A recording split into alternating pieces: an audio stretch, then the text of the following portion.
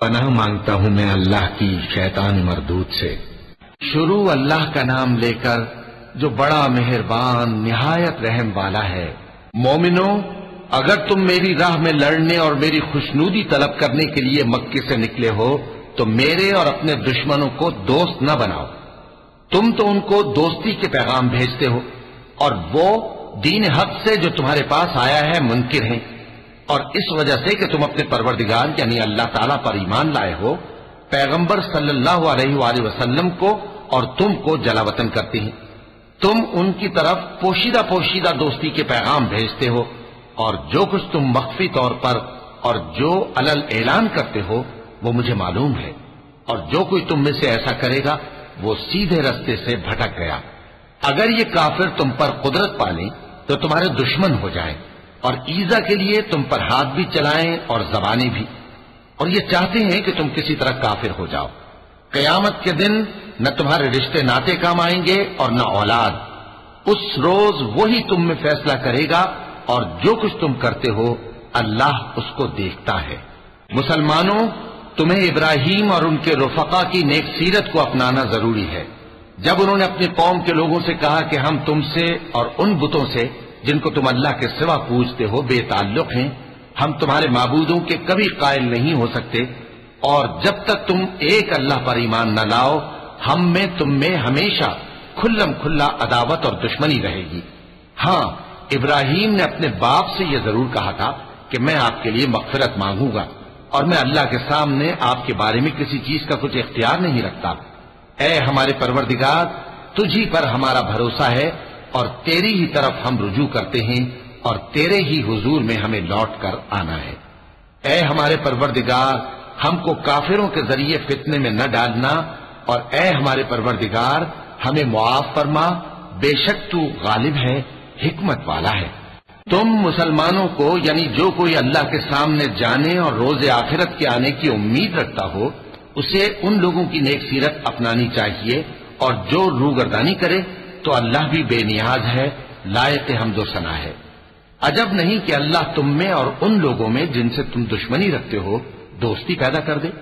اور اللہ قادر ہے اور اللہ بخشنے والا ہے، مہربان ہے۔ جن لوگوں نے تم سے دین کے بارے میں جنگ نہیں کی اور نہ تم کو تمہارے گھروں سے نکالا، ان کے ساتھ بھلائی اور انصاف کا سلوک کرنے سے اللہ تم کو منع نہیں کرتا۔ اللہ تو انصاف کرنے والوں کو دوست رکھتا ہے۔ اللہ انہی لوگوں کے ساتھ تم کو دوستی کرنے سے منع کرتا ہے جنہوں نے تم سے دین کے بارے میں لڑائی کی اور تم کو تمہارے گھروں سے نکالا اور تمہارے نکالنے میں اوروں کی مدد کی۔ تو جو لوگ ایسوں سے دوستی کریں گے وہی ظالم ہیں۔ مومنوں، جب تمہارے پاس مومن عورتیں وطن چھوڑ کر آئیں تو ان کی آزمائش کر لو، اور اللہ تو ان کے ایمان کو خوب جانتا ہے۔ سو اگر تم کو معلوم ہو کہ وہ مومن ہے تو ان کو کفار کے پاس واپس نہ بھیجو کہ نہ یہ ان کو حلال ہے اور نہ وہ ان کو حلال ہے، اور جو کچھ انہوں نے ان پر خرچ کیا ہو وہ ان کو دے دو، اور تم پر کچھ گناہ نہیں کہ ان عورتوں کو مہر دے کر ان سے نکاح کر لو، اور کافر عورتوں کے ساتھ تعلقات نکاح باقی نہ رکھو، یعنی انہیں کفار کو واپس دے دو، اور جو کچھ تم نے ان پر خرچ کیا ہو تم ان سے طلب کر لو، اور جو کچھ انہوں نے اپنی عورتوں پر خرچ کیا ہو وہ تم سے طلب کر لیں۔ یہ اللہ کا حکم ہے جو تم میں فیصلہ کیے دیتا ہے،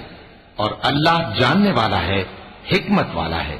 اور اگر تمہاری بیویوں میں سے کوئی تمہارے ہاتھ سے نکل کر کافروں کے پاس چلی جائے اور اس کا مہر وصول نہ ہوا ہو، پھر تم ان سے جنگ کرو اور ان سے تم کو غنیمت ہاتھ لگے، تو جن کی بیویاں چلی گئی ہیں ان کو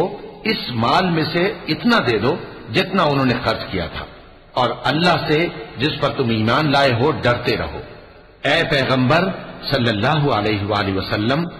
جب تمہارے پاس مومن عورتیں اس بات پر بیعت کرنے کو آئیں کہ نہ تو اللہ کے ساتھ شرک کریں گی، نہ چوری کریں گی، نہ بدکاری کریں گی، نہ اپنی اولاد کو قتل کریں گی، نہ اپنے ہاتھ پاؤں کے درمیان کوئی بہتان باندھ لائیں گی، اور نہ نیک کاموں میں تمہاری نافرمانی کریں گی، تو ان سے بیعت لے لو اور ان کے لیے اللہ سے بخشش مانگو، بے شک اللہ بخشنے والا ہے، مہربان ہے۔ مومنوں، ان لوگوں سے جن پر اللہ غصے ہوا ہے دوستی نہ کرو، کیونکہ جس طرح کافروں کو مردوں کے جی اٹھنے کی امید نہیں، اسی طرح ان لوگوں کو بھی آخرت کے آنے کی امید نہیں۔